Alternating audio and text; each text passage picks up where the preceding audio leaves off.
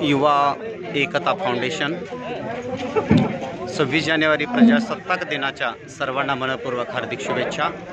अतिशय सुंदर अशा पद्धतीचे या ठिकाणी कार्यक्रम आयोजित करण्यात आलेले आहेत। यामध्ये मोफत नेत्र तपासणी शिबिर, आयुष्यमान भारत जन आरोग्य कार्ड, तसेच नवीन मतदार नोंदणी शिबिर, अद्यापर्यंत भरपूर प्रशंसनीय उपक्रम यांच्या माध्यमातून राबवण्यात आलेले आहेत। आणि परत प्रजासत्ताक दिनानिमित्त आज या ठिकाणी आणखीन एक प्रशंसनीय स्तुत्य असा उपक्रम या युवा एकता फाउंडेशनच्या वतीने आयोजित करण्यात आलेला आहे।